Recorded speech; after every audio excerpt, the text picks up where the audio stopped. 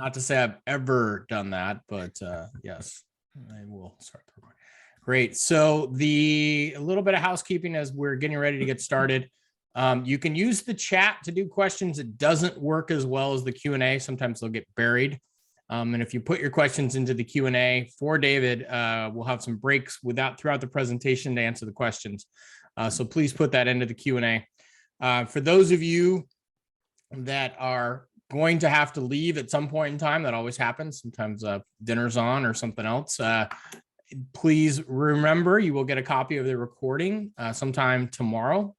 For me, it'll probably be mid-morning California time, so early afternoon for those of you on the East Coast. You'll get a copy of the recording, so you'll be able to go back through and rewatch any parts and pieces, or kind of look all the way through. That'll also have a copy of the workflow that David was going to be going through, working different variations tonight as well. So there's a lot of good materials in there. But I'm excited. And with that, I'm going to kick over into my screen share and introducing David. So there's my penguin friends. And I will start my screen share. Perfect. I think we're good to go. Great. So I want to say hello and welcome to those of you that are newcomers. Hi, first time. Nice to see you here. For those of you that have been seeing my face for the last couple of years on Zoom, hello, nice to see you again. This is the winter series on the deeper dive into post-processing. So last week we heard from Michael Fry, a really, really great series talking about range masks and local adjustments within Lightroom. Today, we're going to get to go a little bit deeper and look and think about Lightroom in a lot of different ways with David Kingham. I'm really excited. I will mention real quick now, the next two sessions are going to be with Photoshop focused, with two of probably the best, if not the best, Photoshop educators out there, Nick Page and Sean Bagshaw. So if you haven't registered or weren't aware of those parts of the series, I will send some links to that to hopefully join for those ones. Those are going to be in a couple weeks and then at the end of February. So we're going to get a little break all the way in between. So for those that don't know me, hello, my name's Nick Stover. I am the founder of Nature Photography Classes.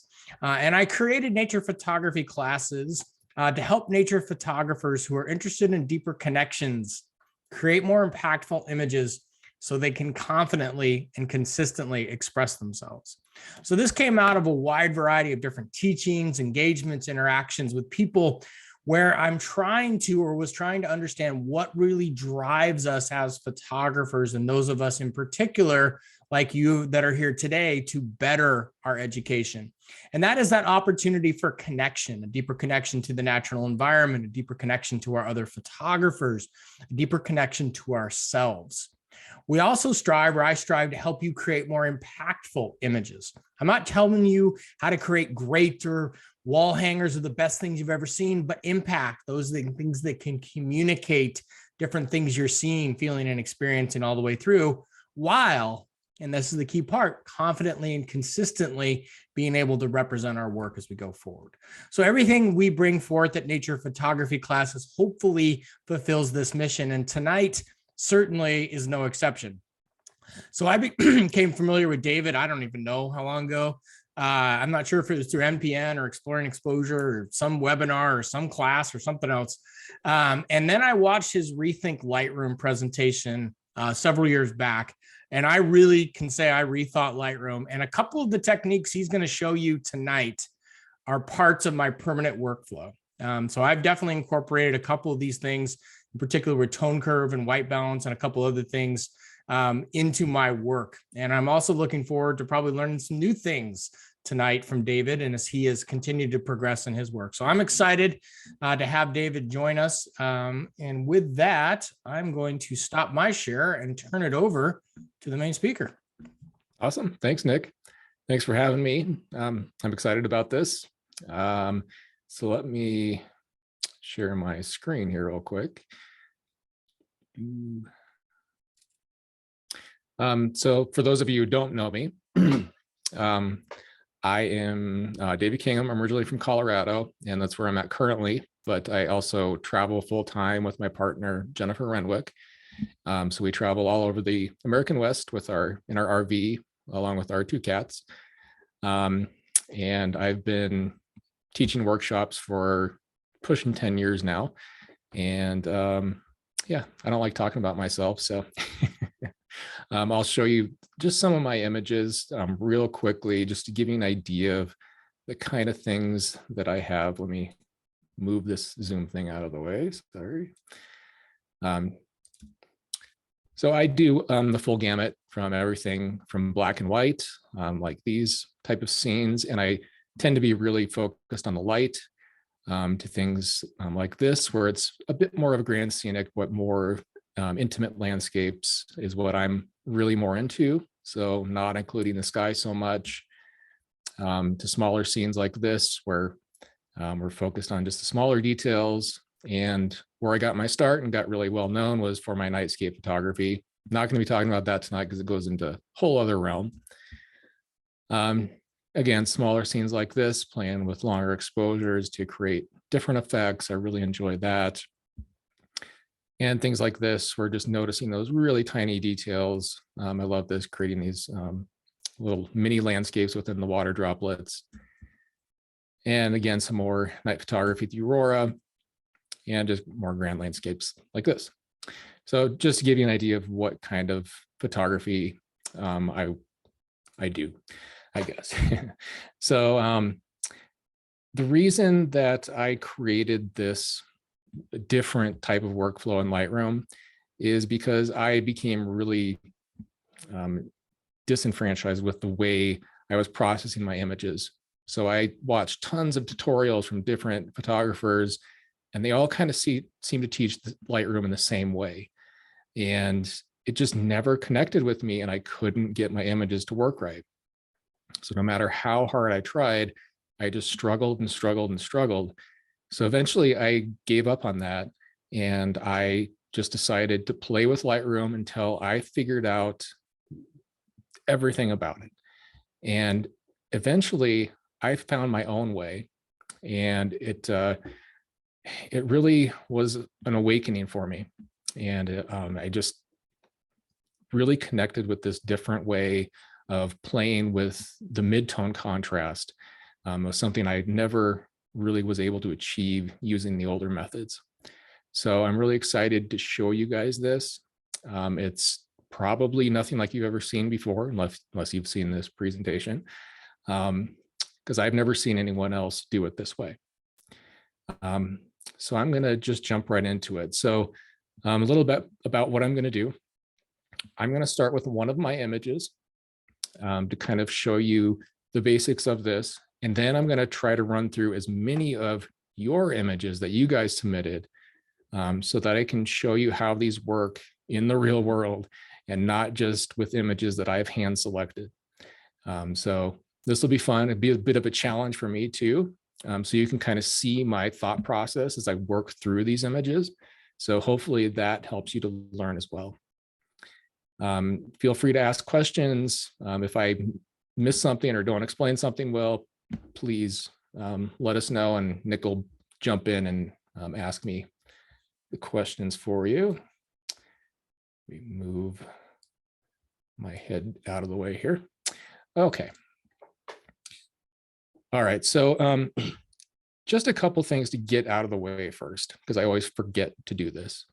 So if I come down to the lens corrections panel, you want to make sure that you always have remove chromatic aberration checked. And I always import my photos with a preset, so this is applied automatically. But that's important to just always have checked from the get-go. Enable profile corrections, usually you want to have that checked. In this case, I had a Fuji camera at the time, so it's being automatically applied. So this isn't a great example of that, but usually you want to have this checked. And that just fixes the vignetting and lens correction, the distortion, I should say. So with that out of the way, because I always forget about it. From here, I'm going to first show you what I mean by the traditional processing method. So this is not the way I do it, but it's the way pretty much everyone else teaches it. So the traditional way is to come in here and set your white and black points. So usually what you do is you hold down the Alt or Option key and you slide your blacks down, until you start to see the blacks clipping, and then back it off a little bit. Okay, that sets your black point. Then you set your white point, doing the same thing. Hold down Option until the whites start clipping, and then back it off a little bit. Everyone's probably seen that before. And if I look at this image, it doesn't look great. It's kind of weird and washed out. I can make it better by dialing back the whites a bit, but it's just not quite what I'm after. And this is where I struggled. I always ended up with something like this where I'm just like, ugh, there's something off about this and I don't like it. And I could kind of achieve what I wanted in Photoshop, but it got to be really tedious, and I felt like I was spending way too much time in Photoshop. So I don't like this method. That's not to say that there's not merits to it and it can work, but I feel like my method works a lot better, and I feel like people connect with it a lot more. So let me reset this. So one of the first things that I do to pretty much every image, except with black and whites are a different story, but with color images, I start by taking my black slider and I go the opposite direction. I bring it up, and oftentimes I'll bring it all the way up to 100. And with this one, it's a little bit lower contrast, so I'm not going to go quite that high, maybe around 50 or so. And what happened, or what made me have this epiphany to raise the blacks, is I was listening to an interview with one of the Adobe Lightroom developers. It was like one of the original ones. And he said that all of these sliders, even though they're set to 0, that's actually not their real starting point. They actually set these to a predefined spot that makes images look decent as a starting point. And they actually added blacks. So 0 is not 0. So by bringing this up, it's kind of bringing it back to what really a flat image should be to start with. So what I'm doing by bringing the blacks up is I'm reducing the contrast, and I'm reducing it in a way that it's more of that global, really harsh contrast is what I'm trying to avoid as a starting point, because I'm going to be creating mid-tone contrast using the tone curve, which is one of the most powerful tools in Lightroom that almost nobody uses. So once I've got my black set, then I'm going to come up here and look at my histogram. So the histogram is just a super important tool that I think people need to take better advantage of. So I want to evaluate this and make sure that I have room on the right side of my histogram. And the reason for this is because the lights are what brings your image to life. So if you have an image that looks really flat, and I know we've all had that, then the most likely thing that's wrong with it is that you don't have enough lights. You don't have that contrast in the lighter areas. So what I'm going to do is make sure I have space over here. And this one, I have pretty good space already, but I want to create just a little bit more. So the way to achieve that is by taking my exposure slider and bringing that down. And that just pushes all of this data to the left. It's darkening the overall image, so I'm creating more space here. So if you're not familiar with the histogram, left side is your shadows, right side is your highlights, and this is just the data in the image. And I'll give plenty more examples of this. This one's really simple. It's low contrast because all of this data is smushed together. So from there, once I have my blacks and my exposure set, I'm going to skip over all of this other stuff. No highlights, shadows, whites. I'm going to leave that all alone right now. So that's a big difference from what everyone else teaches. They usually, this is like your starting point. That's where you get everything set correctly. So I'm going to skip over all that. I'm going to come down to my tone curve. So if your tone curve doesn't look like this, then you might be on one of these other curves, most likely this one. So you want to be on this first curve right here. This is the parametric curve. So this gives you the sliders down here. And these help you control what the tone curve is doing so it doesn't get all wonky. Because if you go to this curve and start adding points to it, you can get some really weird effects really fast. You can screw this up royally. So I don't recommend using that for beginners especially, but even I don't use this that much. It's very rare that I need to use that. So what I'm going to do is I'm going to just play with these sliders. So one thing I do every single time is I take my light slider and bring it up. And this is going to start pulling those lights out and adding some contrast. And this is brightening it up a little bit too much for me. This image I want to be looking a little bit more, a little bit darker because it was taken during twilight and I want it to have that nice feel of twilight. So I want to bring the exposure down a little bit more. So I can either go back to my basic panel, or an easier way is if I go up to my histogram, you can see these different areas highlight when I hover over them. You might be able to see that over Zoom, I'm not sure. But if I click and drag in the middle, this changes my exposure. So it's just a quick way to get to that exposure slider without having to switch back between the panels. Because I do a lot of that. I play with my lights and darks down here, and I need to either brighten it or darken it really quick. So that's just an easy way to go back and forth. So then I'm going to pull my lights up a little bit more. That's starting to look a little bit better. And then most of the time I bring my highlights up. So this one, you're not going to see much in this one because there's not a whole lot of highlights. Maybe if I brighten this up a little bit more. I'll show a better example of this on a different image, but highlights can really draw the color out. So we'll see more of that. And then the darks and the shadows.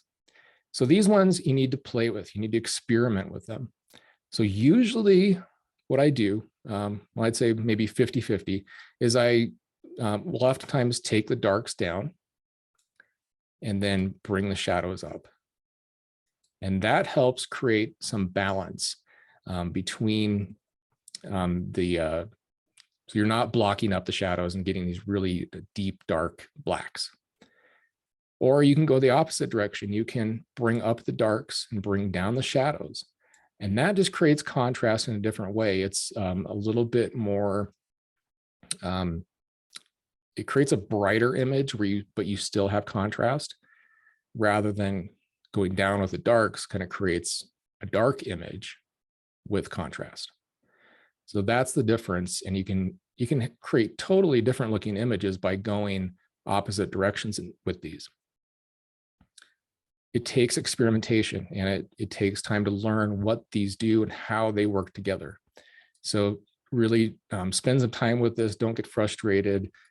So I think I'm going to go somewhere around there. And I think I pulled that exposure down just a little too far. So I'm going to, again, go the opposite direction now, bring that back up. So that's looking a little more dialed to me. So let me show you where we started. Oh, that's not where we started. Let me just reset this. So that's where we started with. So just a few really simple adjustments. We've gone from something that's really flat to something that has more life to it. But this is just the beginning. So that's how we were able to bring out our tones in the image, especially in the midtones. That's the key difference between working in the tone curve and working with the whites and blacks in the basic panel. Is with the whites and blacks, you're kind of working on the extreme ends. So you're pushing those blacks to be more pure black, and you're pushing those whites to be more pure white. So it creates this really harsh contrast, versus in the tone curve, you're working with those mid-tones. So you create really subtle contrast, and it works in a totally different way. So I know they look very similar, but they work very differently. And then from there, if I need a little bit more pop and I want to bring out the lights a little more, I might bring up my white slider a little bit. And this is all done by eye. I'm not really evaluating much. I am paying attention to the histogram to make sure I'm not pushing into areas where I don't want it to be. And I'll talk more about that on a different image. But yeah, I'll pop that up just a little bit at times. And you can see I haven't touched the highlights and shadow sliders. I typically only use those when I really need them to bring down really bright highlights or really dark shadows. Usually with this method, I don't need them nearly as much, which is a good thing because these two are actually, I won't say destructive, but they work differently than the other sliders because they are trying to extract data from the raw file from the different RGB channels. So you can get some weird effects with these weird colors and weird halos and things. So be careful with these. I do use them, and I'll show some more examples of those. But typically I use them with local adjustments. So if I have a really bright area, then I'll use those to like bring that down or pull the shadows out a certain spot. Is that making sense so far? Do we have any? Yeah, we're off to a good start, and there's some great questions coming in already, which I think they're actually very relevant. Okay. A couple questions related to shooting to the right to get more data on the right of the histogram. Are you exposing to the right, less room to the right, et cetera, et cetera, et cetera? Yeah. So I used to expose to the right quite religiously, but with today's cameras, that's not nearly as necessary because you can pull so much out of the shadows without creating a lot of noise. The older cameras, you had to expose to the right or your shadows would look just terrible. So with today's cameras, it's not as necessary. And I just try to get the histogram in the middle pretty much. Okay, great. Next question. Well, it's actually one of them's kind of a request, and it's not a bad request. For people that don't know keyboard shortcuts, it was a request on to not use keyboard shortcuts to kind of see what you're doing. Or I think the other option is, even if you're using a keyboard shortcut, just for some of these things, tell us, because people don't live in Lightroom as much as you or I some days. And yeah. And I'm going to send out a link on the skins you can use to do it, but that's either here nor there. I thought it was a good suggestion. Couple more questions. One was on the before and after. So you had kind of edited this one through. Can you give us one more on the before and after? Yeah. So there was the before. And this one, again, is a really simple example. I'll show some better ones, but this is just a starting point. Yeah. No, but I think it's so powerful just in those things you did. Yeah. And that was actually the questions on, so we got the before and after question answered. Brian asked, if Adobe adds blacks as a default, would it be beneficial to import photos with 50% blacks already? Yeah, my import actually, I think, is at 75. And that's been a good starting point for me, but I'll often bring it up to 100 depending on the image. Yeah. Okay. Great question. Robert asks, and Robert's a fantastic photographer, do you ever use the clarity slider to adjust mid-tone contrast? Yeah, I'll talk more about that in a minute here. Okay, great. Let's keep you rolling. Those were great. Cool. Great first round of questions, people. Keep them coming. So, and I just want to say, like, comparing what we had here in the beginning, you can see just by adding contrast, just that little bit of mid-tone contrast, how the colors popped out. So it's really important to note that by creating contrast, we're actually drawing out the colors. So that'll be something you'll notice as we go on here. All right, so moving on, you'll notice I didn't touch the contrast slider. So the contrast slider is doing what the tone curve does in a way. So when you adjust contrast, like when you adjust it up, what it's doing is it's bringing the light slider up and the darks down. It's not actually moving the sliders, but it achieves the same thing, but you have less control. So just by using the lights and dark sliders and the tone curve, you can achieve the same thing the contrast slider does, but with more refined control. All right, so then under the present section, texture, clarity, dehaze, I usually only apply these to specific areas of the image. So I don't often apply them to the entire image unless it's like an abstract image or something like that. So with this, I might add some texture to like these dunes in the foreground using a local adjustment to help them pop out a little bit more. and let the ones in the background kind of fade away. Same thing with clarity. I'll typically add that to the foreground or any specific areas where I want to draw more attention to, and I'll show more examples of that. And then dehaze, I pretty much never use this in the positive direction. I really don't like what it does. I think it creates really weird effects and the colors just get really wonky and it adds way too much of that harsh contrast. So I typically use dehaze in the negative direction if I want a scene to be a little more ethereal, or if I'm trying to enhance some fog, because the camera doesn't record that very well. Okay, let's talk about color. So setting your white balance, I know, is really hard for people that are just getting into this and they can't quite see the colors very well.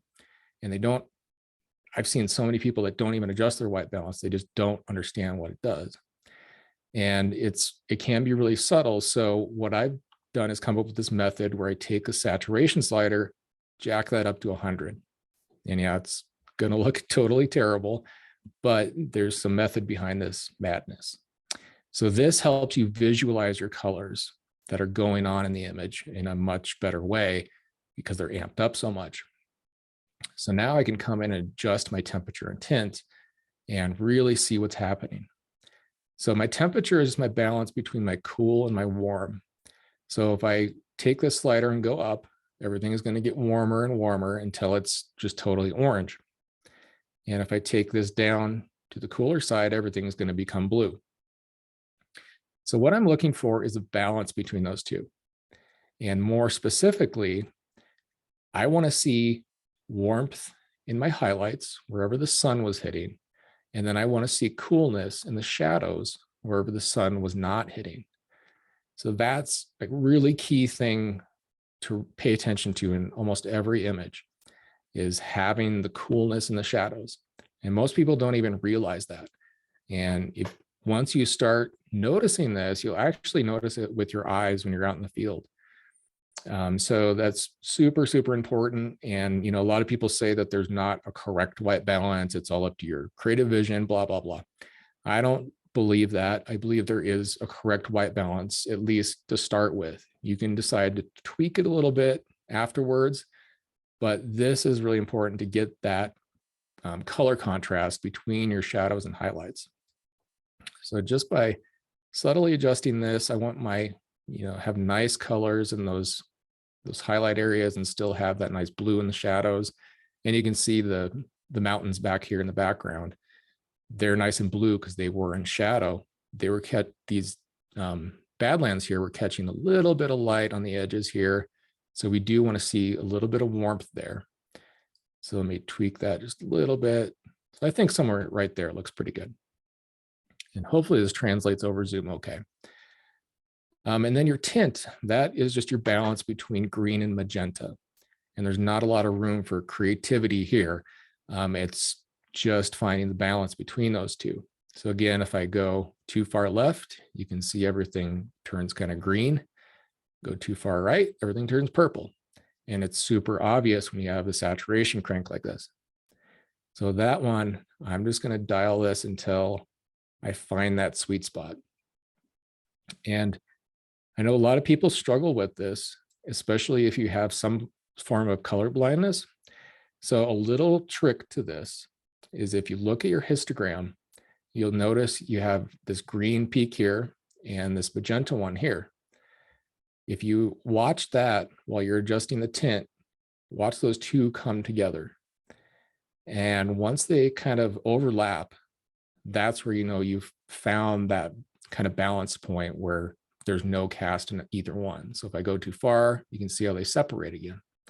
So it's a little trick that can help you.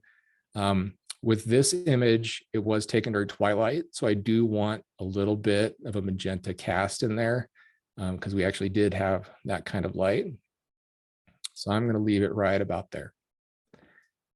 So once I have that set, then I can reset my saturation. And it's probably going to look a little bit dull, depending on the image. And especially after looking at those ridiculous colors, you usually want to kind of look away for a minute to let your eyes adjust. but it will kind of look dull when you get that correct white balance. But from there, we can kind of refine things. So you can set your profile. So this is similar to what you set in your camera to set your camera profile. It adjusts the saturation and the contrast in the image. So if I switch this from Adobe Color is what I use most of the time, but Adobe Landscape is what you want if you want just a little more punch in your colors and contrast. So I switch to that there. Now those, especially these like highlights on the dunes here, really pop out. And now we're getting some nice color drawn out of that. So if I have a really saturated image already, I'll use Adobe Color or sometimes even Adobe Neutral. That really flattens things out. So if I have a super saturated sunset or something, sometimes that works even better. But with a flat image like this, where there wasn't a lot of color, Adobe Landscape works pretty well. So now I've got my colors set. I will say that I don't really use vibrance and saturation in Lightroom. Only if I need to bring the global saturation down a little bit. I don't like what the vibrance slider does in Lightroom, and I actually will do my other color work in Photoshop because I think the tools here are a bit too limited. The only thing I might use is the HSL panel where you can come in and adjust colors individually, but that does apply to the entire image. So not terribly useful most of the time. If I just wanted to bring down the saturation of the blues, for example, then that can work okay. But for the most part, I do my more advanced color work in Photoshop. But you can get by with these things. The only other thing I'll note about color is if you come down to the calibration panel, this is another area that's not highly used. But if you have an image that's, again, looking a bit dull and you need to bring more out, come down to your blue channel and bring the saturation up. This will really draw out the colors. And if you have blue, it's going to pull it out a little bit too much, but sometimes this can be really helpful. I don't think this image needs it, but if you have a flat looking image, give this a try and see what it does to your colors. If you're working with like fall colors, those yellows just pop out like crazy when you use this. So that's just a little trick to try there. And then from there, I think overall the image is looking pretty decent. So let's talk about sharpening real quick because I have a different method for this as well. So most instructors will tell you to set the detail slider to 100 because we're working with landscape images. We want them to be, really detailed, right? Well, if I zoom in on this, and anytime you're doing sharpening, you need to zoom in to at least 100%. I would go much further than that when you're looking at sharpening. So if I turn this sharpening up to really give you a terrible example, you can see these artifacts that it creates. So it's really, digitized and looks terrible. And that's because of this detail slider. That's what it does. So if I take this down to 0, now you can see it cleans that right up. And let me show you the difference. I'm going from 0 to 150. So with this, you can go much further with it. And I wouldn't go quite that far, but usually I go around 100 and it creates a nice, really clean way of sharpening. So I was zoomed in super far there just to show you, but that's the way that I do my sharpening. And then I set my masking by holding down the Alt or Option key and sliding this up until we take the sharpening out of the areas that don't have detail, which is the black areas. So only the white's being sharpened. That helps avoid noise in those smooth areas. So I know I'm moving fast here. I want to get to some of your guys' images. We have any other questions right now? A couple good ones. I mean, okay. All good ones, but I think maybe we'll table this one to the end. I don't know the answer if you even are teaching this yet or learning. I'm just starting to learn about linear profiles. Mm-hmm. Are you at all on that stuff or tabled to the end or? Yeah, well, I did play with linear profiles and I'll say that it basically what I'm doing achieves a very similar thing, but to me, it makes a lot more sense. Okay. So I'm starting by creating that flat image by pulling those blacks up. So it's very similar. Yeah. Yeah. Linear, just for everybody else's knowledge, linear profiles is kind of I wouldn't say the new thing, but it's kind of traveling around a little bit about importing images and so on. And, but I don't know the answer yet either, because what I've played around, I haven't noticed a difference, but yeah. Seshi asks, are we saying that tone curve can be used to just adjust mid-tone contrast?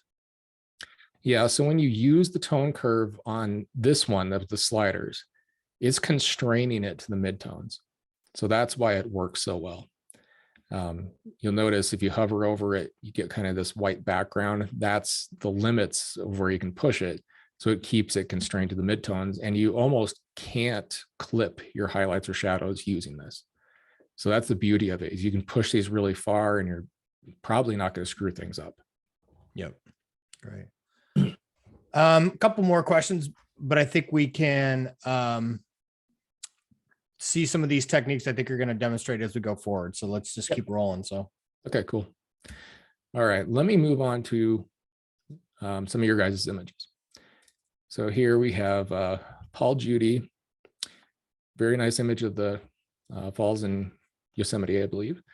So this one, if we evaluate our histogram, you can see it was kind of exposed to the left, not too bad. It's a good exposure, very easy to work with. So I'm going to, again, start by taking my blacks.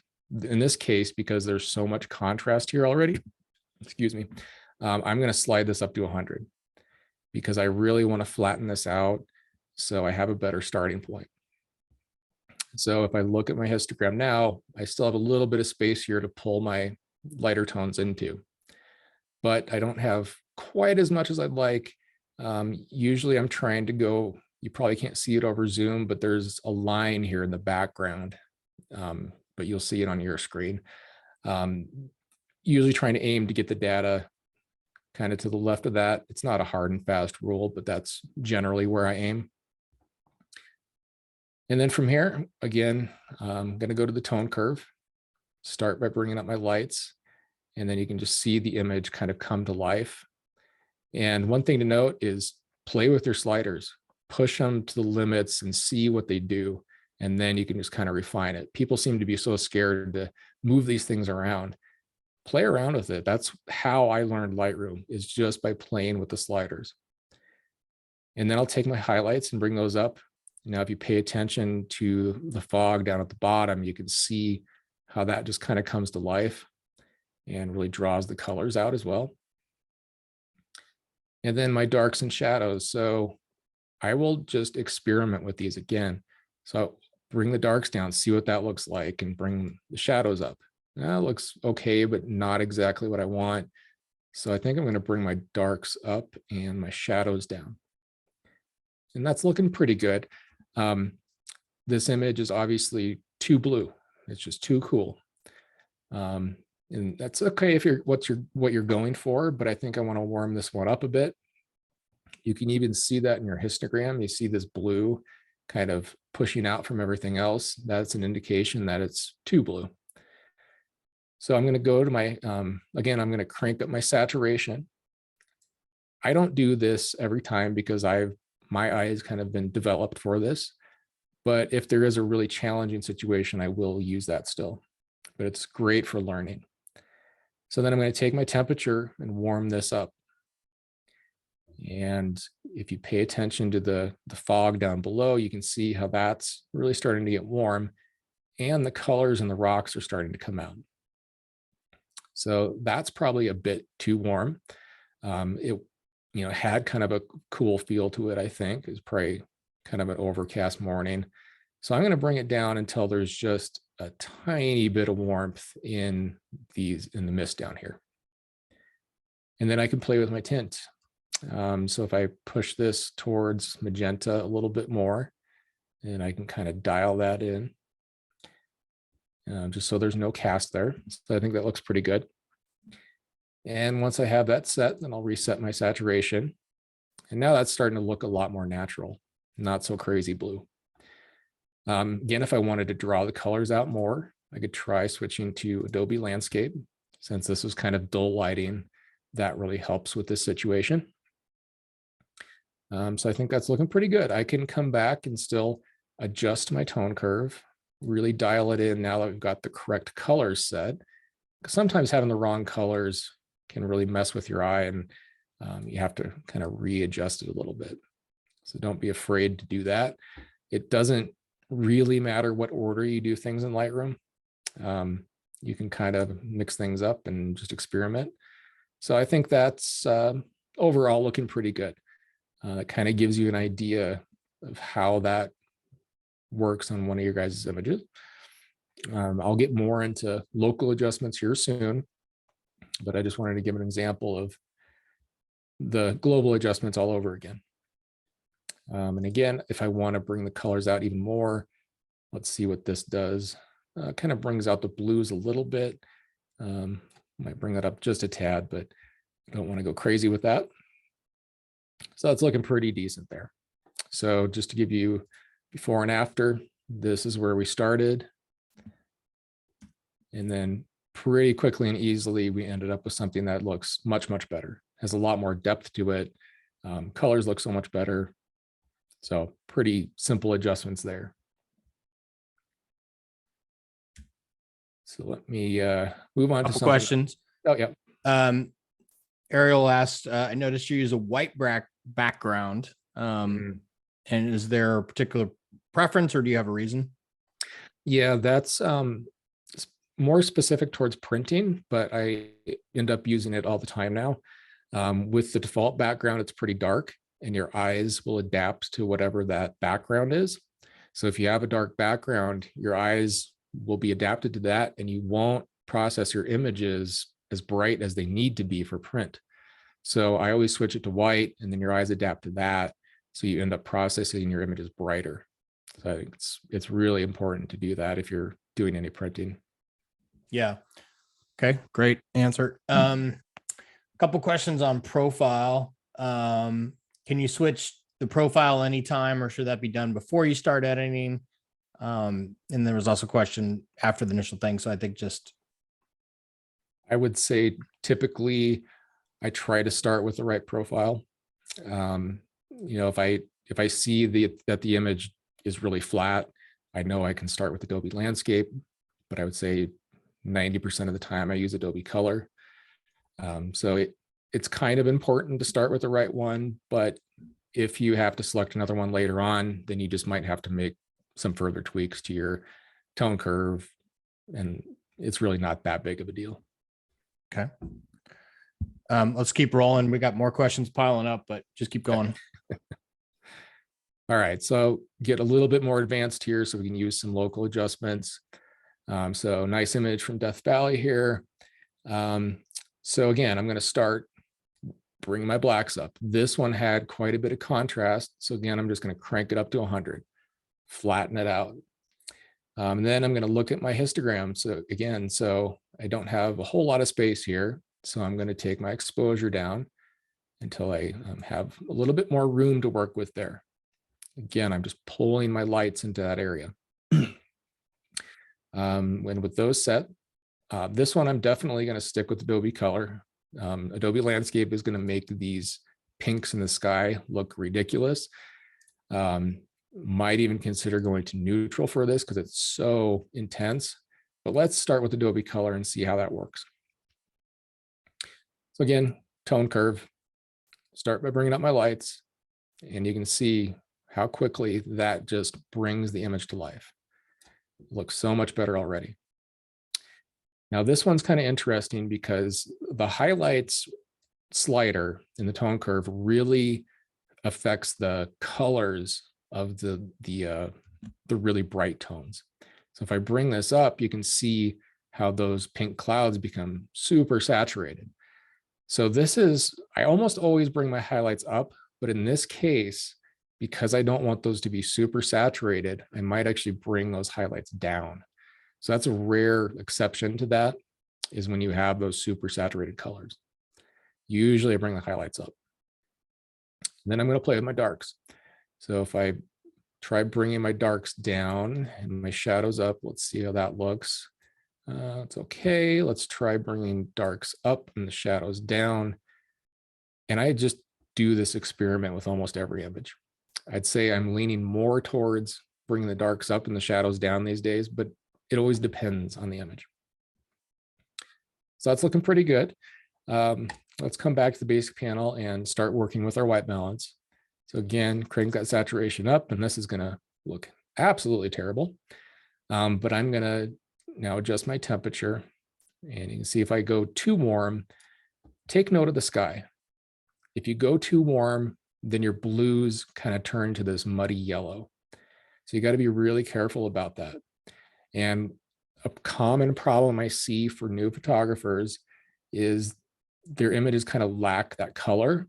So they tend to bring the warmth of the temperature up a lot. And then they end up with these really yellow images. And we lose all of that nice blue in the shadows. So be careful with that. So I'm going to bring this down. I want to see a nice blue sky. I want to see a little bit of blue in the in the salt here, because that was in shadow along with the mountains back here. And I want to see nice colors in the sky. So I think that looks pretty good. And I can adjust my tint. This one, I don't really want to see much magenta, maybe just the slightest cast, but I just want to make sure there's no cast either way there. So now I can reset my saturation. And again, it's looking pretty dull at this point. That's good. That's kind of what we want when we have that correct white balance set. So now I want to start working with the local adjustments. When I have, David, on this one, there's actually a couple questions about, would you approach, because it's kind of a 50-50 image, would you approach this one as a mask? Like, doing two separate adjustments? Yeah, that's where I'm going. Leading the witness, sorry. All right, so now we can jump into masking, which I call local adjustments because that's what they were always called, but oops, wrong button. So this is where you access your masking. So this is one of the other critical aspects. I use masking on almost every single image. So with this one, I almost always want to enhance my foreground because they always look dull. So I'm going to start by using a linear gradient. And I'm just going to add this to my foreground by dragging from the bottom up. So I'm just going to click and drag, and I'm going to hold down Shift to keep it straight. And just something that kind of feathers into the background here. And from there, I'm going to come over here and grab my white slider and drag that all the way up. And if I go back and forth, you can see how that just adds so much life to the foreground. Makes a massive difference. So this is a huge one right here. And then from there, that's all I'm going to do with that one. But I do want to add a little bit of clarity to the nearest foreground here. I don't want to use it with this one because it brings it all the way back. So I'm going to create a new mask. And again, a linear gradient. And I'm just going to start down here and add it only to the nearest foreground. And with this, I am going to add some clarity. So that helps add a little bit of that mid-tone contrast in just that area in the foreground. Now, the reason for that is atmospheric perspective. This is something that painters used to a great degree, is that things closest to you should have more contrast, more color, and just more detail. So that's why I just added it to this nearest thing to me. And then as things get further away, they should have less detail, less contrast. So that's how I achieve that. So those are the main two things I'm going to do with my foreground. Let me get out of the masking here. And I'm going to crop this image because I personally do not like the 2:3 aspect ratio. I much prefer like a 4:5 for a vertical. So I'm going to come to my crop tool and select 4:5.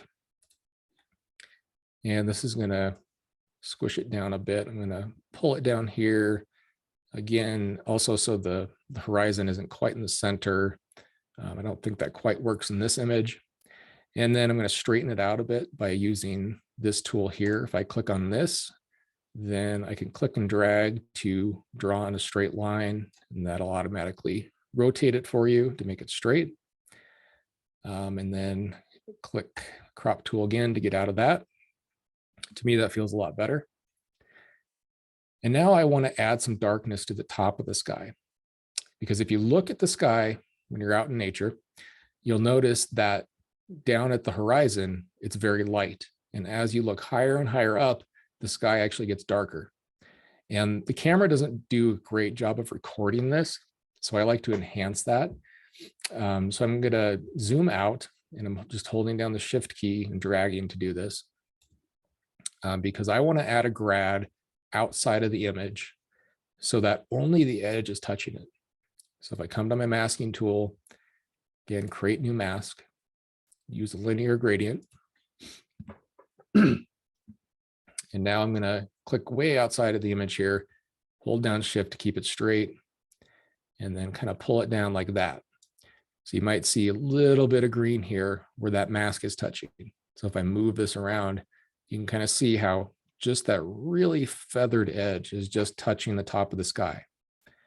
So now if I take my exposure slider and pull that all the way down, and then I can still move this around until it's just what I want. So it's just adding that really subtle feathered darkening of the top of the sky to create that effect I was talking about. So now if I get out of the masking tool there, you can see we're making some nice progress here. Can you give us a quick before and after? Just, yeah, we're not done, but. So here was the before. Really flat, and the foreground's not interesting. And we kind of transformed it to something that's a lot more interesting pretty quickly. I think the foreground could use a little bit more punch to it. So I'm going to come back to that masking tool. I think it was this one here. To note, you should name your masks so you can remember what they are. I'm just moving quickly here. But this is the one for the foreground. So I might actually bump the exposure up on this a little bit. It's a little bit flat still. So I think that helps draw things out. And you can see in the sky, even though we added quite a bit of contrast, because I was really careful with those highlights, the colors aren't crazy saturated, and they're not like blown out or washed out or anything. So using this method creates really nice colors as well. So let me talk about one other thing before I move on. And this is kind of related, well, it's very much related to printing, but it can help you in other ways too. So if you go up to your histogram, if you right click on it, then by default, this is off. So check this show LAB color values. And when that's on, if you look below the histogram right here, when I go out into the image, so pay attention to this area. When I come out here, you can see now you have LAB, and it gives you values for each. So when I move around, you can see those changing. What's important here is the L value. That's your luminance. So that's how bright that spot is. In this one, we don't have any super bright, so I'm going to just bring up my exposure to show you an example of how this works. So if I hover over one of these bright areas in the foreground here, you can see my L value is 96.5. So obviously looking at this, it's super bright, but it's not clipping, I don't think. Some of those areas are. I'll turn on my clipping warnings here, and I'll just bring this down a little bit till they're not clipping so much. And let me just zoom in on this. So these areas that are clipping, those are pretty close to 100. But you also have these areas that are not clipping that are, if you turn on this highlight warning, if I can turn on. So if I hover over like this area, it says it's not clipping, but the value shows that it's 92.4. So the key thing here is if that value gets above 90 and you print this, then you're not going to have any detail in that area. It's just going to be kind of smooth white. And similar in your shadows. So if I bring my exposure down and then hover over the shadow area, you can see my L value is now 4.3 and it's not clipping.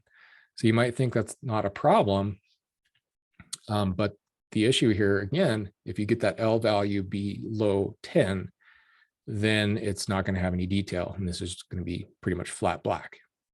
Same with this area. So all of this up until you get into here, then it's getting above 10. So it's not a hard and fast rule, but it is something to pay attention to so that you kind of know what you're doing. So it's just a little trick for you guys.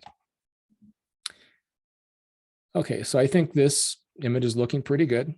I don't think there's any other things I'm going to adjust on this one other than I could add a vignette. So there are multiple ways to create a vignette. The most common one is under the effects panel here, which works fairly well. But what I prefer to do is actually use the masking tools. And what I'll do is create a new mask and create a radial gradient. And then I'm just going to click and drag from the center, and create kind of this oval shape. And then right now it's being applied to the center. So what I want to do is invert this mask. So now it's just being applied to the edges. So then I can come down here and reduce my exposure. And that's going to darken up those edges for me. Now, the key thing here is that what I like to do is bring the contrast down because I don't want to add contrast to those edges because then the eye is going to be more drawn to the edges, and that's not what I want. So I usually reduce the contrast pretty significantly, and then I can further tweak how much I want to bring down the exposure to darken those edges. So to me, that works much more effectively and gives me a lot more control because now I could even move this around. I can adjust the feathering on this. So now right now it's fully feathered. So if I bring this down, I can go all the way to the point where you can see lines there. But then I just slowly feather this until I reach a spot that looks good to my eye. So I much prefer the way that this creates a vignette than the other tool. Any other questions before we go to the next image? Yeah. For your LAB less than 10, greater than 90 guidance, is this for printing or web viewing, or how do you kind of use it?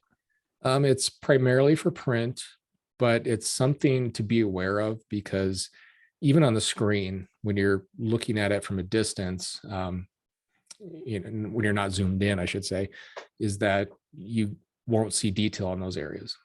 Okay. So like in here, this area is all below 10. So you really don't see any detail there. That doesn't mean it's a bad thing. It's just something to be aware of is if you have an area where you do want to see detail, that's how you achieve it. Okay. Couple good questions on, well, one of them I had to look up myself from Michael asked, you process at D65 or D50? I don't even know if you know the answer to that. Yeah, use D65. Okay.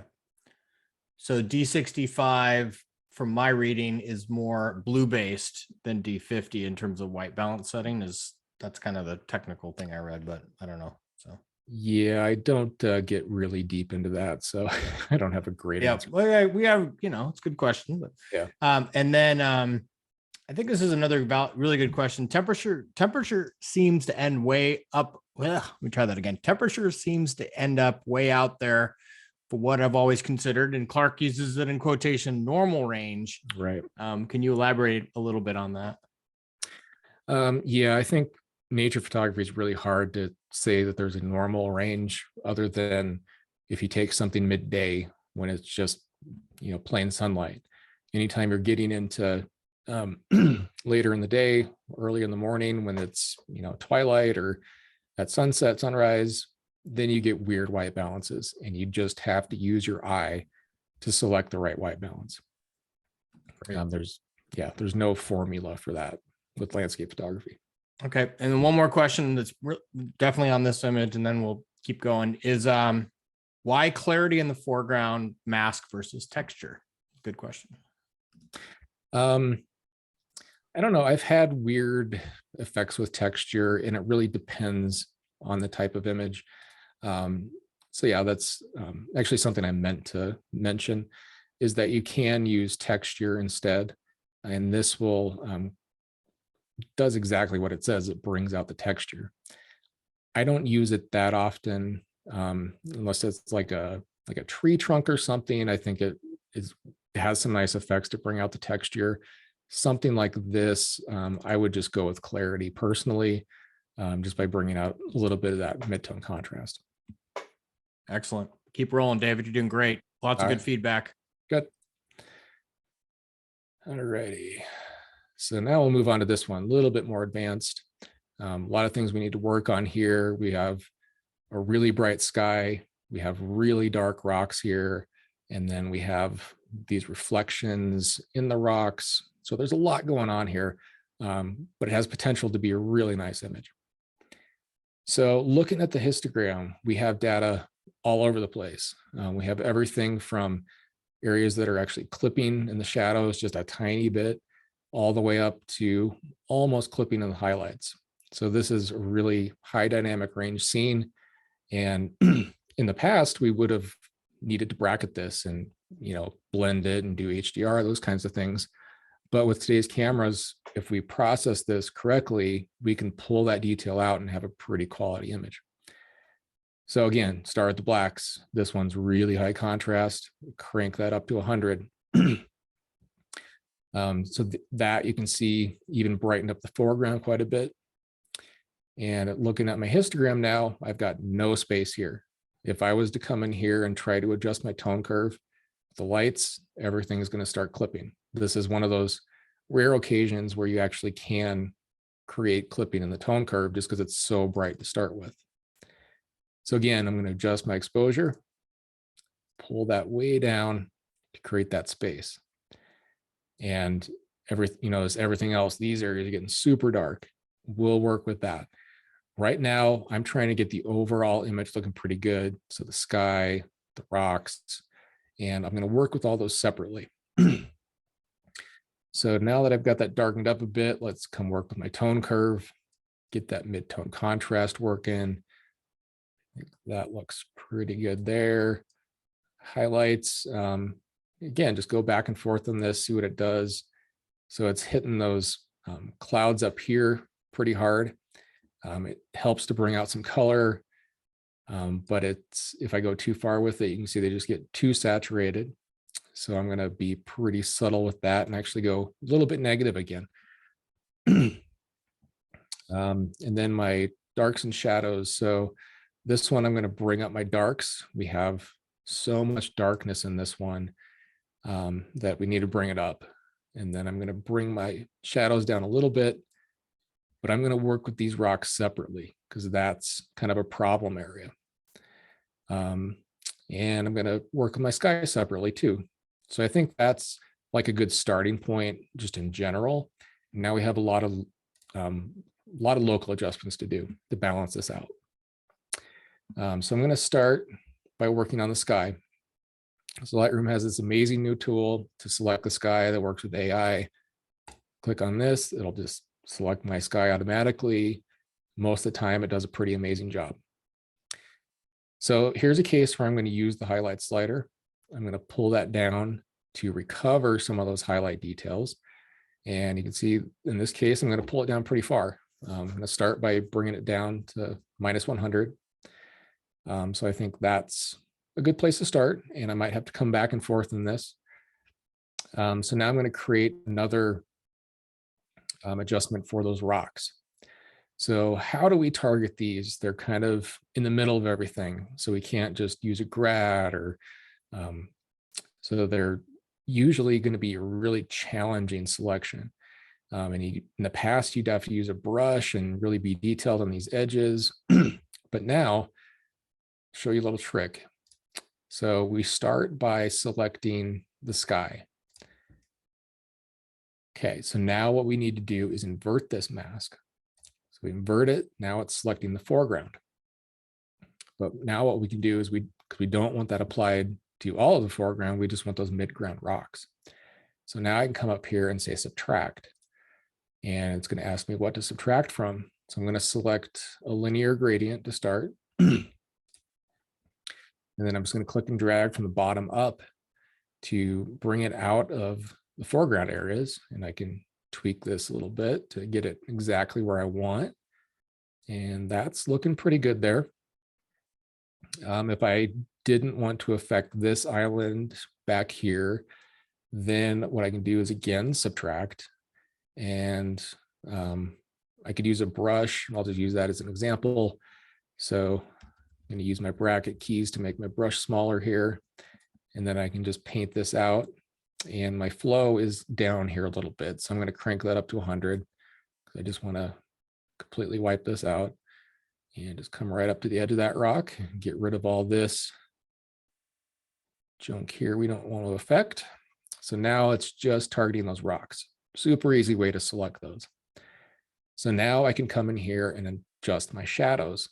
So I can pull that shadow slider up to bring in more detail into those rocks. So nice, easy way to recover that detail in there. And now the image is starting to look a lot more balanced. All right, so now let's work on the near foreground here. I want to take some attention away from this area up here, partly because it's a little bit out of focus. Hopefully this was focus stacked, but I'm going to darken this area in the front here because I don't think it's adding to the image. So again, create a new mask, linear gradient. I'm just going to hold down Shift to keep this straight and just kind of feather it into the area in the middle there. So now again, bring my exposure down quite a bit. And then I can bring my contrast down too. Again, I don't want to add contrast to that area and get like these super dark blacks. And then I can further refine that exposure, maybe darken it some more. And I can still play with this. I can move it around, dial it in exactly where I want. So I think that looks a lot better to draw attention away from that area. Let's create a vignette again. So new mask, radial gradient, add that to the center, invert it. And I know I'm going super fast here. I want to make sure we cover a lot. Bring that exposure down, bring the contrast down. And then we got a nice vignette to help draw the eye in. So I think that's looking pretty good. One thing you got to watch really carefully when you have reflections in your foreground, make sure that these are not brighter than what's in your sky. That is a dead giveaway that you've pushed things too far, because in nature, reflections are always darker because that's reflected light. So how do we evaluate that? Same way. Look at that L value. It's at 87 here. If you look at the sky, that's at 75. It's darker. So we've got a problem here. We need to darken these areas in that foreground. So come back to my masking, create a new mask, create a radial gradient, and just kind of add it to this area where those highlights are a bit too bright. And I'm just going to bring my highlight slider down to kind of recover those. And now I can still hover over this even though I'm in the masking tool. So now I'm at 75 and I'm up, 60, 70 around here, 80 up in this area. So we're getting pretty close there. I might bring the exposure down a little bit, maybe bring my whites up to add a little more contrast there. This one's definitely a little bit hard because those reflections were so bright. So another thing I can consider is just brightening up the sky a little bit to kind of match that. So let's go back to that sky mask, and I might have pulled that down a little too far. So I could also consider just bringing the whites up a little bit. And I think that helps bring a little more detail and contrast out of that sky. Now you can see we're getting a little area of clipping here. Not a big deal. We can just create a little radial gradient, pop that in right here, pull those highlights down to control that. And we already put highlights on the whole sky, so that's not going to work very well. So here I'll have to bring down the exposure a little bit, just until those really bright highlights are not clipping anymore. All right, so I think that's looking pretty balanced there. Again, if I want to bring more detail out of that foreground, come back to my masking, create a linear gradient, and I'm just going to add some whites to this foreground and maybe a little bit of clarity. So I think that looks pretty good there. And it's hard to be creative when you're teaching like this.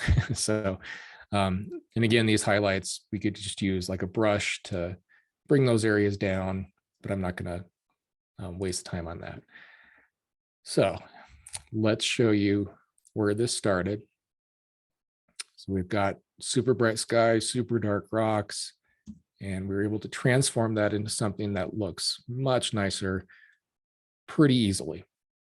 All done in Lightroom with the raw data. So I think that's pretty effective. Any questions about that?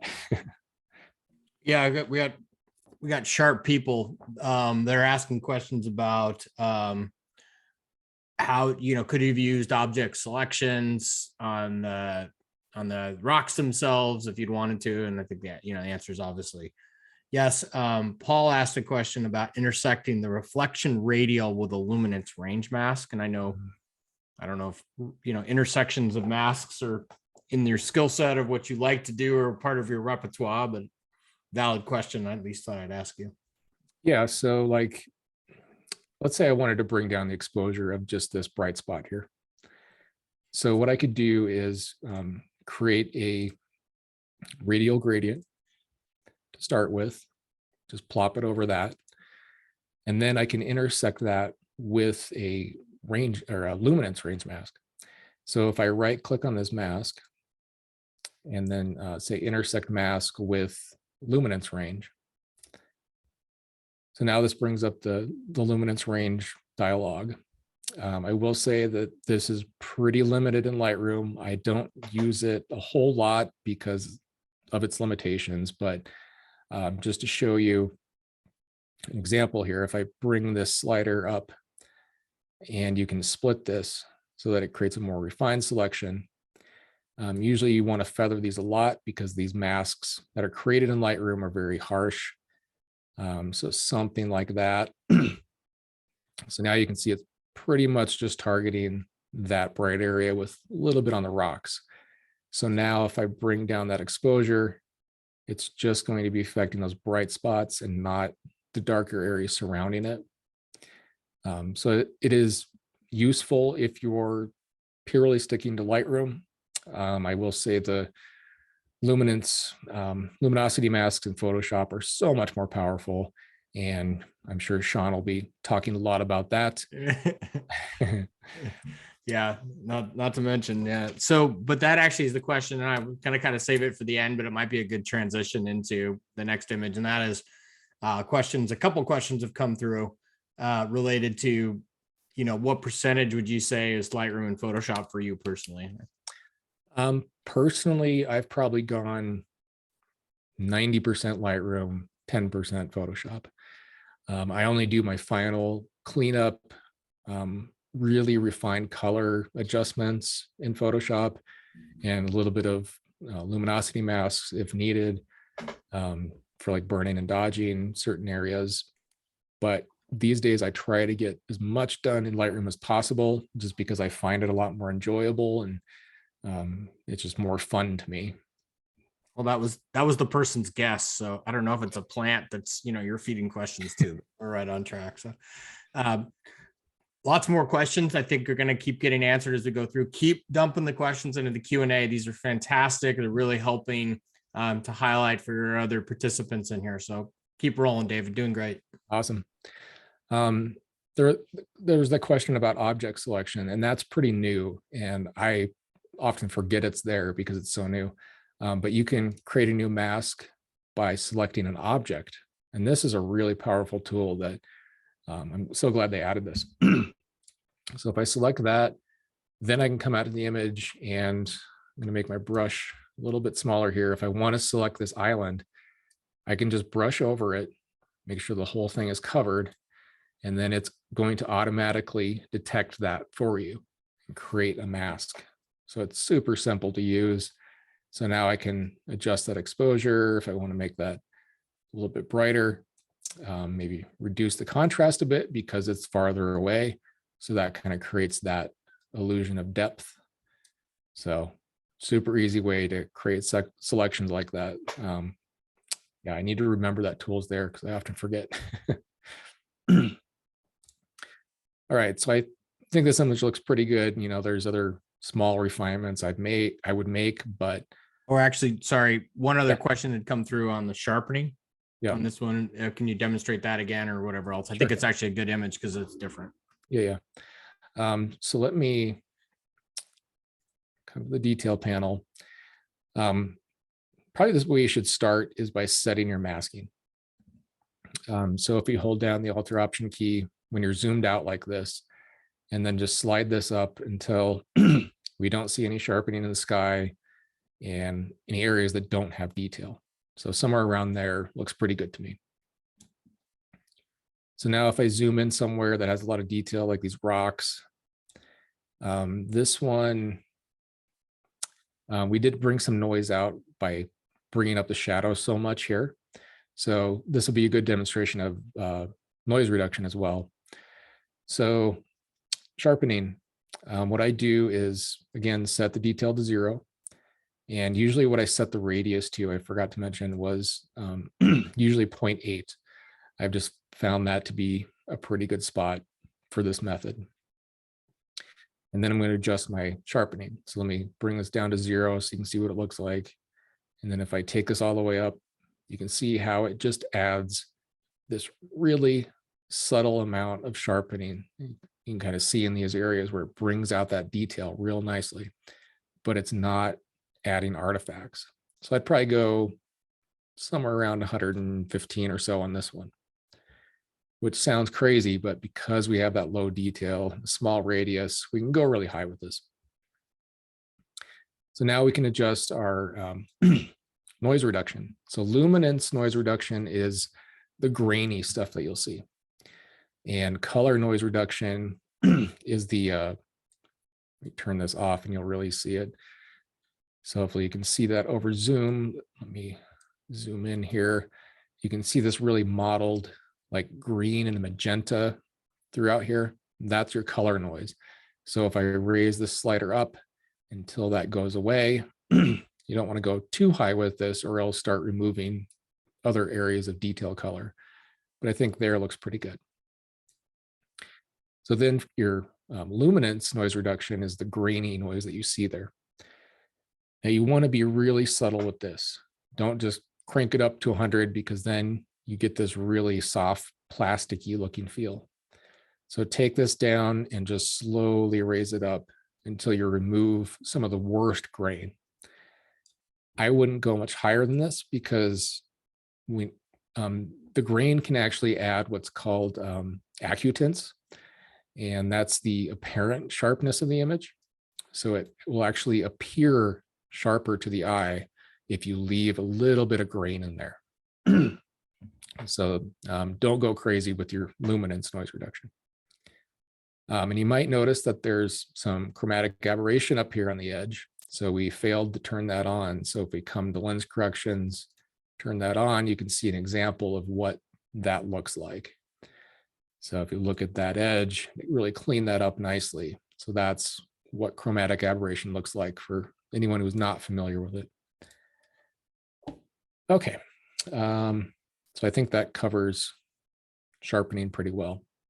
Yeah, one question was how far can you push sharpening if you want to print? Yeah, so that's one thing I failed to mention when I first talked about this is this is the main reason I'm using this method is to avoid those artifacts early in the stage, because when you add those artifacts right now, those are going to get carried on through all your future edits. And you know, this is just raw sharpening. This is just to get rid of that softness that's inherent with raw files. And later on, you want to do different types of sharpening for print or for web. It's all different methods. But when you do your print sharpening, that's going to draw out those artifacts that were created right now. So you don't want to push it very far at this stage. You want to make sure you're not creating any artifacts right now, because they will be pulled out later on. So that's the primary reason that I do this. So just be careful with that so that you're not creating any artifacts. Hopefully that makes sense. No, that's a perfect answer. And for those of you that are following along at home, which is most of you, we are going to be doing a print series, print and prep and sharpening and so on and so forth. But Nice. So stay tuned. All right, we'll let you move on to another image, and then we'll keep letting the questions stack up. All right. Doing a great job on the. I can tell by oftentimes by the number of questions and the quality of the questions, and they're great questions. Good. All right. So Bill had a nice image here from, I'm assuming, Iceland. So you can see right now it's pretty flat. There's some really nice underlying colors there, but they're not coming out. So this method is really going to draw those out. So this image is pretty simple. We've got, our data is just bunched in the middle. It's really low contrast.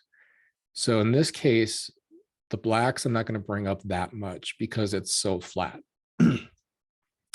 And it must have been like a hazy day or something. And looking at my tone or my histogram, I've got plenty of space to work with here. I might bring it down just a touch. Sorry, hopefully I don't lose my voice. I've had a cold this week. So now I'll come to my tone curve. Again, pull those lights up and pull the highlights up. And here you can really see, if I go back and forth, look at those greens right on the edge of the cone there.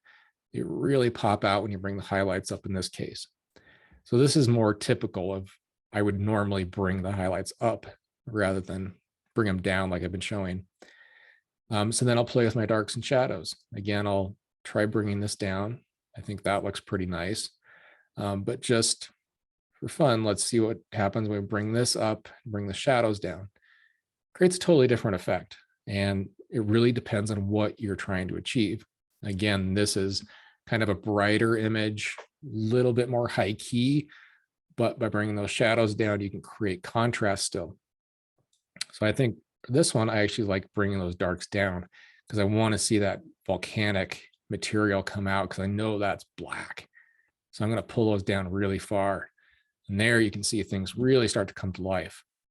So a lot of people would be tempted to use the dehaze slider on this. And I'll show you what kind of effects that creates instead. So I think something like that. Now these volcanic rocks are nice and black, and that's what I want to see. And all these colors just jump out from the screen. So I think that's looking pretty cool there. Yeah, so if I, just as an example, if I turn the tone curve off, let's just see what dehaze does. I'm curious. So if I pull that up to about the same level, now you can see these nasty blues are coming out in the volcanic rock. Not at all what they should look like. And it's not just a simple white balance fix there. That's just what dehaze does. I do not like it at all. So that's just my rant on dehaze there. So that to me looks so much better. Now this one, the white balance looked pretty spot on, but let's just crank up the saturation to see what's going on in the background. So we have some nice warm colors here in these lighter tones, but we have just a little bit of blue in the shadows here. So that's pretty much what I'm looking for. I don't think this one needs an adjustment so much. I might warm it up just slightly if I wanted to bring out these colors around the crater there a little bit. But I think that looks pretty good the way it is. And I want to mention just really quickly, David, not to interrupt you. Nope. I just interrupted you. For those of you as well that are, he says just slightly, and people are saying, well, what is just slightly? David has his history open on the left-hand side. So you can see over there on the side exactly when he says just slightly, for example, that was on your temperature was plus 180. So that is a very, very small move. Right. So people, if you're wanting to know exactly what he's saying on particular things, that gives you the whole history there. Yeah. And I don't work on numbers on anything here. I'm going everything by eye. So when I say just slightly, I'm just like barely moving this slider at all. And sometimes you might even, I think there's a key to slow that down. Maybe not. Maybe I'm thinking of something else. Never mind. So somewhere there looks pretty good. So this one, you don't need a lot of adjustments here. This image looks pretty nice on its own. Might do some subtle things like I don't like this bright area up here.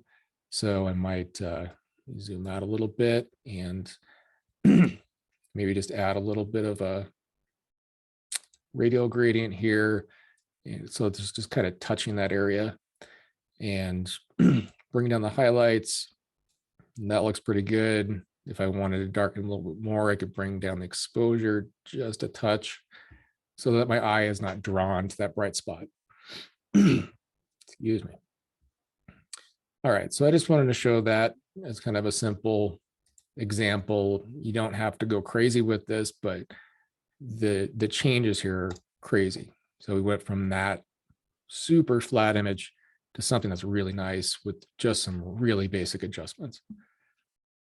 So hopefully that gives you some inspiration to go tackle.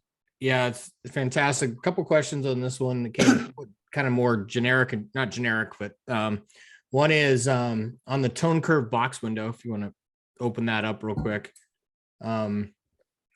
there's 3 triangles at the bottom. You want to talk about how those are used or what they do or why you do or don't use them? Yeah, I don't know what these are technically called. For the longest time, I didn't even know what they did. I still don't fully understand what they do, but you can play with these to see what effect they have. So if I move these around, maybe Nick has a better explanation of what they actually do, but I don't know the technical term, but that's how you can alter around some portion of your set points for your but yeah. So thought it was a valid question because it's not one you get most of the time. So yeah, and it's something, frankly, I don't use them that much, but occasionally I'll play with these to really dial it in. And they definitely can help, but you can see how that really affects the mid-tone contrast there. Yeah, I mean, you can just see if you watch the histogram and you're doing this, anything you don't know what it does. And this is kind of what David was saying earlier about, break it, basically test the limits. Watch your histogram as you're using them. Even if you can't tell visually with your eye, if you're looking at what it's happening, well, it's obviously really affecting the lighter tones in that side of it. If you look at the histogram. Absolutely. I don't know if we're going to be able to address it in some of the other images that you have going forward, but thought process behind cropping and how you might crop images in some of your thought process. I mean, I think we could do an entire class just on cropping. So yeah, don't digress too much, but if you have one and you're, what you have going forward, feel free to talk about that. So. Okay. I don't know. This one I was going to show some cropping here because of these bright spots in the sky. I'm a big fan of cropping. I do a lot of cropping. So let me just show you how we process this one real quick. So I think this is a really cool image. Has a lot of potential. So again, blacks all the way up, a lot of contrast here, a lot of deep, dark shadows. And I want this one to have a really atmospheric feel. It already does, but we want to enhance that. So with those up, let's look at the histogram. So we've got a lot of space here. We just have these really bright areas. That's going to be these areas in the sky. So those are going to be really challenging to work with. And that's why I'm going to talk about cropping those out potentially, because they're going to be almost impossible to work with. So from here, again, lights up and you can see how everything just comes to life. Now, if I push this all the way up, we're clipping this area up here, but the fog down here is looking fantastic. So that's why I would consider a crop on this, because the eye is so drawn to this bright spot. I really hate to lose this interesting tree over here, but I think this is so distracting that I would consider cropping this so that it's really focused on this nice moody area down here. So what I do with the crop is come into my crop tool, excuse me. What I'll start doing is I'm going to unlock the aspect ratio just as a starting point so that I can play around with this and see what works, what doesn't. So in this case, I'm going to do a significant crop here to take this bright area out. Now, something like this could work, kind of a really long panoramic. We'll just see what that looks like. That could be really cool. We've got a little bit of a problem here. I don't like the way this tree gets cut off. So if I come back to the crop tool, I might pull this in to where it's more cut off on this tree right here. But then it's kind of getting off center. I feel like this one should be kind of centered. So I might pull this into this tree over here. And I'm just experimenting. I'm looking at the elements in the image, trying to figure out where things should land. And I might even pull this down, maybe something like that. Let's see what that looks like. All right, that's getting really moody now, very atmospheric, kind of pulls you into that tunnel there. So I kind of like this crop myself. And that's going to be totally personal opinion for everyone. But I think this works really well with the panoramic. So then once I figured out what kind of works, then I want to set an aspect ratio to this. I know a lot of people do free cropping, but I found it's a lot easier to work with aspect ratios when you're printing, or if you have like a suite of images that need to all work together, it's best to have kind of similar aspect ratios. So this one looks like it's probably maybe 2:1. Yep, that's really close.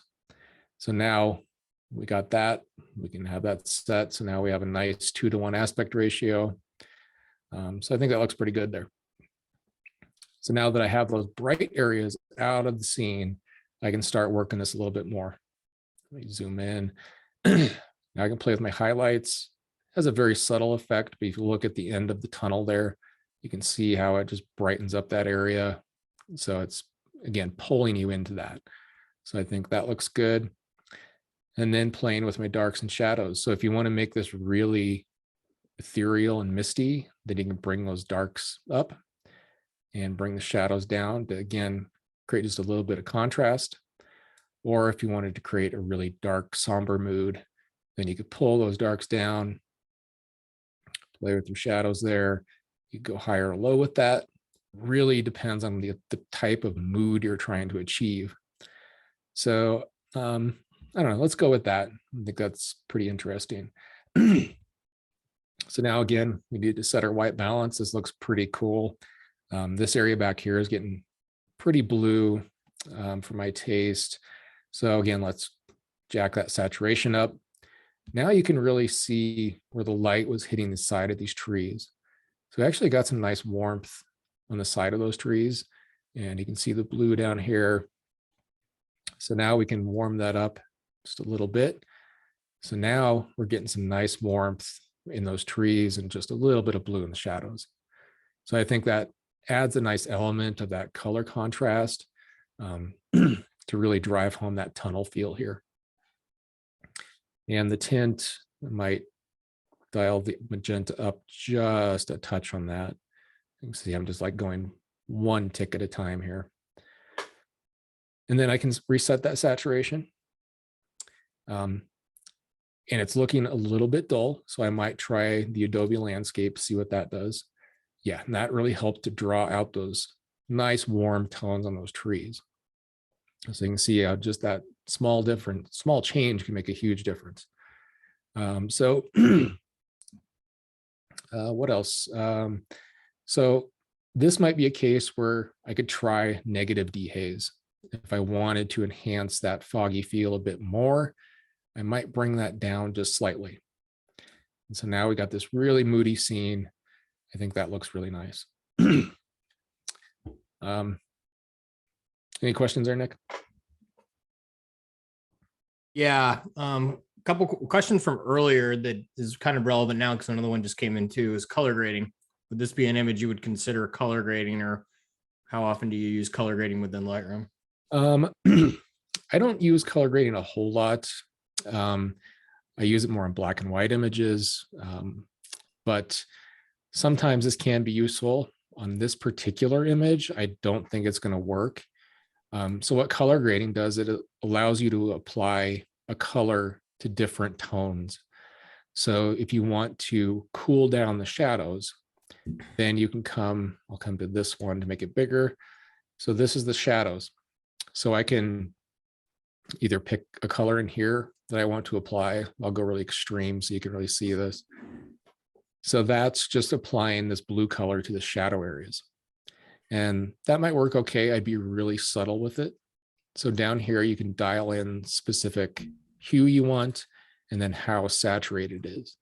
So I would go really subtle and just apply a little bit of that. So that might work on this one for the shadows. But for the highlights, I come to this one. Typically, you want to warm the highlights up. So if I was to pull this to something warm, you can see how that works. But this area down here was not warm. That was cool because it's kind of way in the background there. So I don't like what this does to the highlights. So I'm going to reset that, but I do kind of like what it did to the shadows. So I think that works. In that case, you also have the midtones here. So if I were to warm up the midtones a little bit, that might help out with those trees just slightly. And I can just refine that here.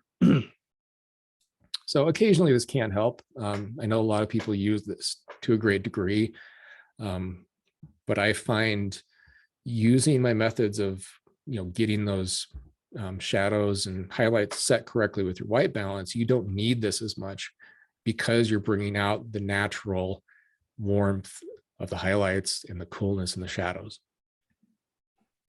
So hopefully that. Nope. Great. Yeah. We go back to the original image. Can you? Yeah. So the question was related to that bright white area. Would you consider, and this isn't anybody picking on your crop because your crop was excellent, your explanation was really good, but would you consider doing a clone on that and in Photoshop to kind of cover it up? Yeah, I know that's not the purview of today, but I think it's a valid question. So no, it is a valid question. Yeah, so this area up here, incredibly bright. So you can always try doing mask this area, do like a radial gradient and try to pull down the highlights in here. But you can see it was so far gone that you can't really pull that back. Even if I pull the exposure way down, it's not really going to work. Even if I used a luminance mask there, it's not going to do a great job. So you could bring this into Photoshop and try using like content aware fill to get rid of these areas.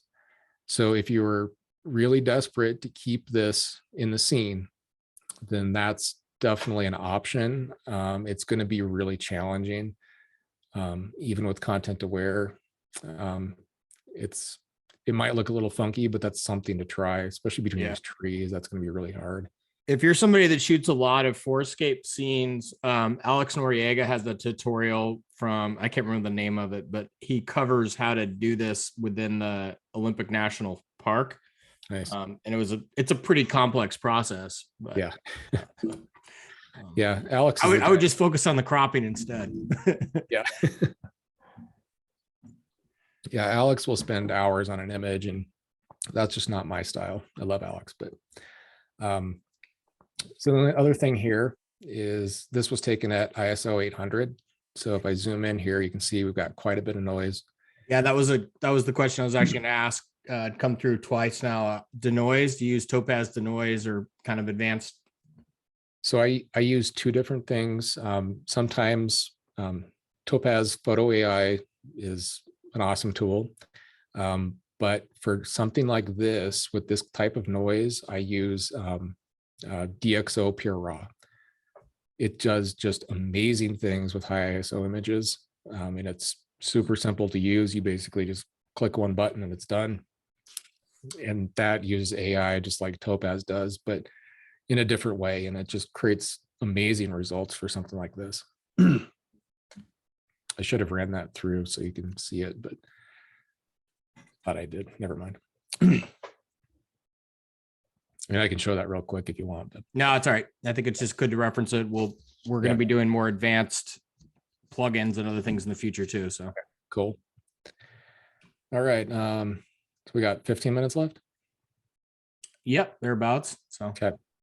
Let me show some different examples here. This one that was pretty interesting because it's really underexposed and just looks really flat. And there is still potential here though. So this one, because it was underexposed, well, I'm always going to start by bringing the blacks up, but I'm also going to bring my exposure up in this case because there was too much room there. So now I've got about the right amount of room that I want.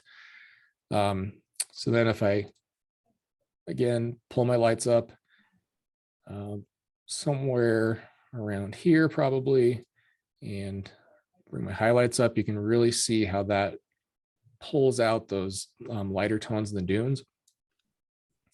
And then pulling down my darks is going to create some really nice contrast.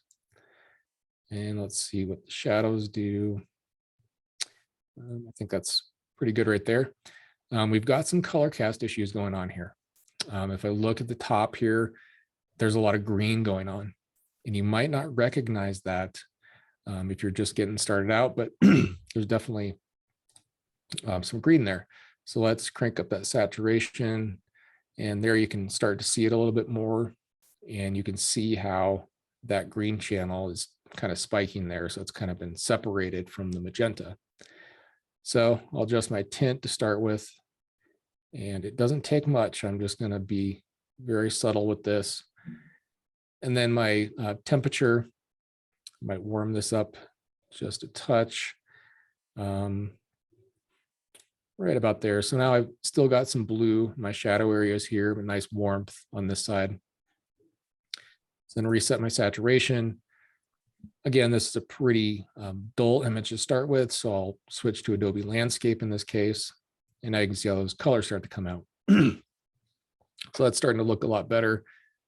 Pretty simple example here. One thing, if I zoom out, I don't like how bright the background is. It's kind of distracting from the dunes.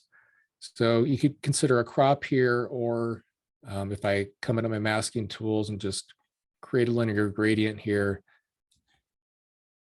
then bring my exposure down, kind of reduce my contrast, just so my eye is not drawn to that area so much. But I also don't like just the area up here isn't pleasing to the eye personally. So I would consider cropping this, and I would start just by pulling this down to kind of this area to just have it more focused on the dunes. So I think that probably looks pretty good there. Let's see, I might pull in from the left side a little bit to kind of de-emphasize this area. So come back to the crop tool, kind of pull this in somewhere around there. I think feels a bit more balanced. Might even bring this up to take that dune out altogether, because I think it was a little distracting and it was a bit out of focus. So I think that looks pretty good there. So now this looks like it's about 3 to 2 or 2 to 3. So let me try that. Pretty close. It was a little bit wider than that. But you can either work with that, or you can go with something. You could try like a 16:9, see if that works better.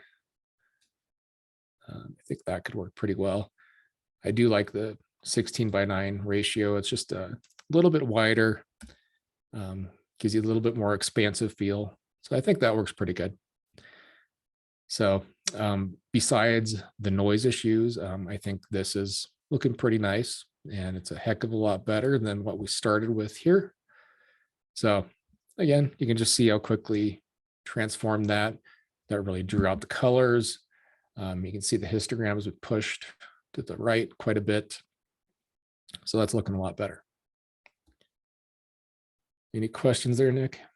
not on this particular image, but there's definitely one I think it's worth addressing. Yep. It's a little longer one, but Okay. I've been finding that my masks was from Dan. I've been finding that my masks will find an object or subject, but I get a lot of haze off the edges, like a feathering. Mhm. If I don't try to clean that up, I get like freckles or similar to the extreme detail sharpening. Then if I try to darken an area or lighten them, like the subject, besides the freckles, I get a distant sort of glow and feathering. Any ideas on how to correct that easily? Um, Talking about. so they actually developed it that way intentionally to create some feathering, because if you create a really like crisp line where those things intersect, it usually doesn't look good. So that was intentional, but there are definitely times where those masks just don't work well in Lightroom, and I think the problem is more that they don't feather them enough. So that's where you get those weird kind of artifacts. One thing I will try is using like a brush with a low opacity. So let's use this one as an example. So if we selected the sky, there's a lot going on here. We got all these trees. So this one is a little bit harder. So if I do a select sky, and then let's bring my exposure down quite a bit. So you can start to see some haloing here. But if I zoom in, you might see some blockiness. I'm not sure.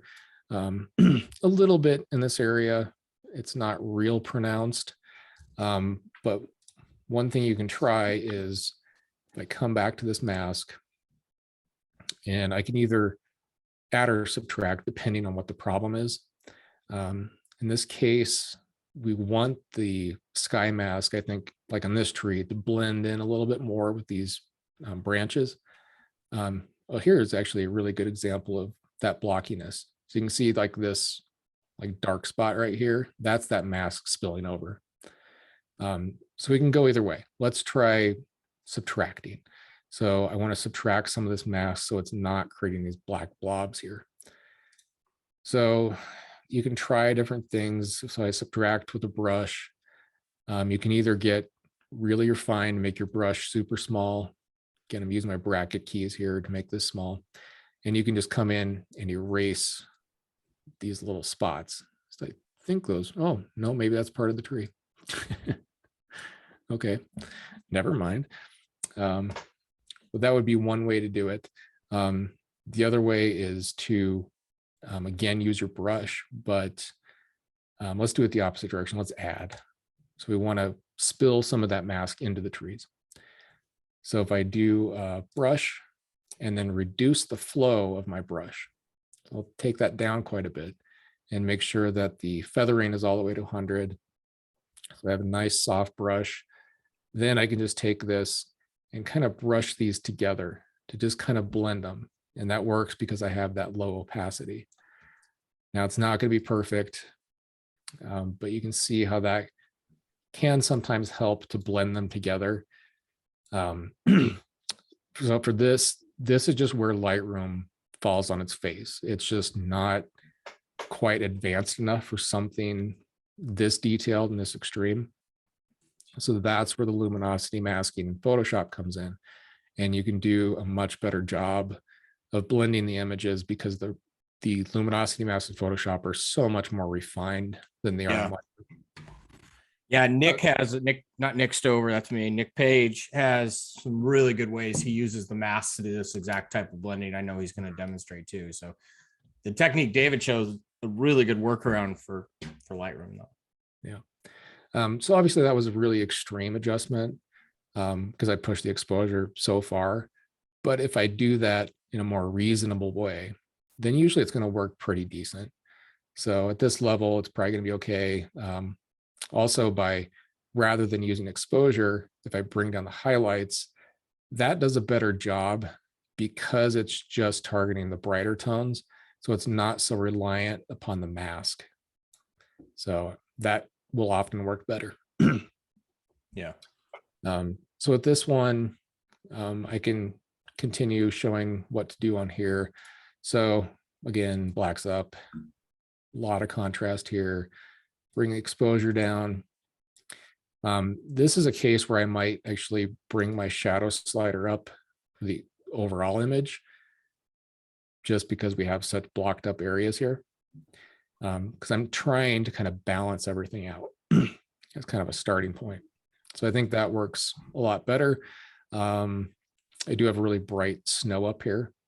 So I could use maybe the object selection. Let's see what that does. So I'll go to select object and then just paint over the Tetons here. And I just want to make sure I get all of the areas with snow. Try to do this quickly. It'll be kind of sloppy. Let's see what it does. So it does a pretty good job. You can see it is spilling into the sky a little bit. But again, if I just use the highlight slider, then it shouldn't be too much of an issue. And that just helps tone down those super bright snow fields. So now I can come back and start working with my tone curve, push those lights up, play with the highlights, probably bring those down a little bit because the snow is so bright. And I'll probably bring my darks up and my shadows down. The exposure might need to come down a touch. And then bring my darks up a little bit more. So that's looking pretty decent there. I would add a grad to the sky to darken it up. So do that linear gradient trick that we showed earlier. Bring that exposure down and bring the contrast down. And this is a case where we can use the select sky to take this out of the trees because we don't want to darken those trees, just the sky. So we can either do the selecting the sky and inverting it, but we could also, because we have just a blue sky here, we could use that as reference as well. So let's see, how am I going to do this? I need to intersect in this case. So if I right click and say intersect mask with a color range. So now I can pick in the sky and you can see those trees just got knocked out of that selection. So if I hover over this, it's a little bit hard to see, but let me pull this down a little bit more, get out of the color tool there. Sorry. Grab that gradient, pull it down. So just to give you a really extreme example, you can see how that, by intersecting it with that blue, it took it out of the trees because now it's just using the grad in the blue areas. So really powerful way to create really refined selections. If I zoom in, it might not be perfect, but I think it does a pretty good job in this case. I wouldn't be complaining about that. So let's see the before and after. That's what we started with. Way too bright of a sky, something that looks a lot more natural. So just easy ways to achieve your visions. So any questions about that? No, I don't think we had any questions that came through on this particular one. I think we're kind of into, what I would consider, I don't know if I call it Powerball moment, but final countdown, because we're got about 5 minutes left, and we know you're battling a cold and everything else. But a couple questions did come through. One related to what monitor do you use? If you're a Mac guy or yeah, I'm on a Mac. I just got a BenQ 32-inch. I don't know the exact model number, but amazing screen. I just love it. Yeah, same thing I use. Not the 32. I'm only 27, so yeah, I'm not as up to snuff compared to you. Ariel asked, how do you import images into Lightroom? And the question pertaining to the defaults, Lightroom defaults to the degraded preview image. Is there a way you kind of avoid that?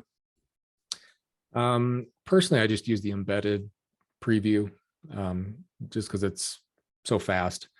I don't rely on that too much. So yeah. Okay, great.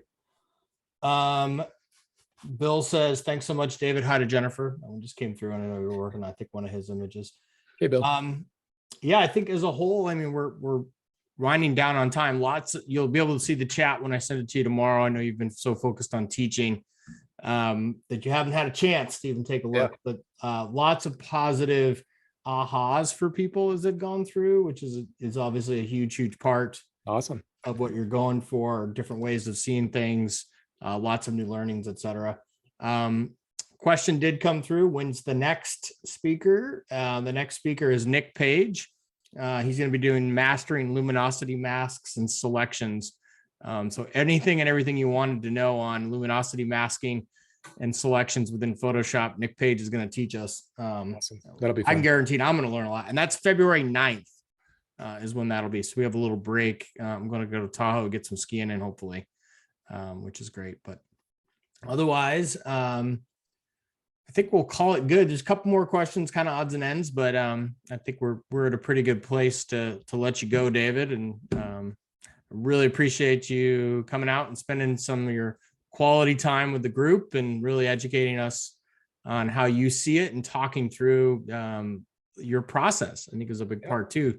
So it wasn't just like do this and you'll get this result. You were talking through the methodology of why you were getting there, which was great. So yeah, I try to do that. It's hard, but yeah, exactly. So well done. I appreciate it. Hopefully I'll see you in Death Valley in 3 weeks. yeah, let me know. All right. Take care. Bye all. All right. Thank you, everyone. Thanks.